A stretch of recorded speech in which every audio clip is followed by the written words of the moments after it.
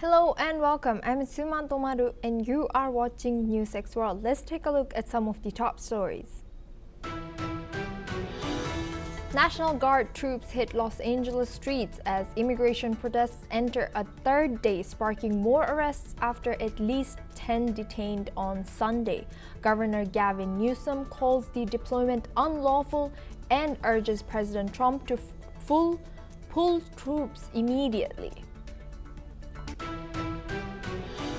Ukraine says Russia fired a record 479 drones in a single night, calling it one of the largest aerial barrages of the war.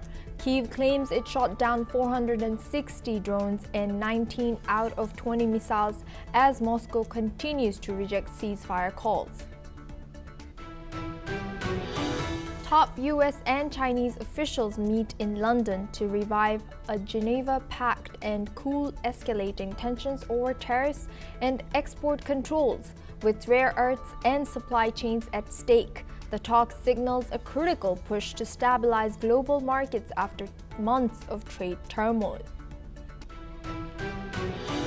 President Trump's new travel ban takes effect Monday, blocking entry from 12 countries, mostly in Africa and the Middle East, to protect national security. The order also imposes partial restrictions on 7 more countries, though exemptions apply for diplomats, athletes, and certain work visas.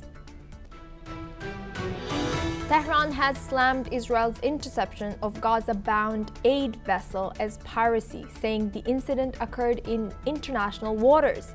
Iran's foreign ministry called the raid an assault on international activists and a violation of global law.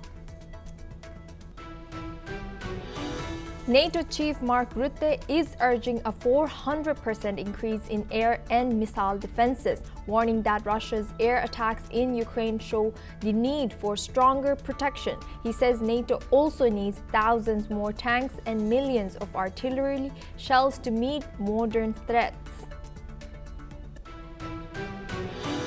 Tehran warns it will scale back cooperation with the UN nuclear watchdog if an anti-Iran resolution is passed this week.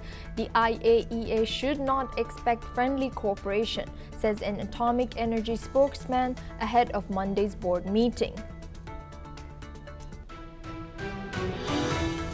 French President Emmanuel Macron kicked off the UN Ocean Summit in Nice, declaring that Greenland, Antarctica, and the deep ocean are not for sale. He called for an international moratorium and deep-sea mining, saying it's a necessity to protect the planet.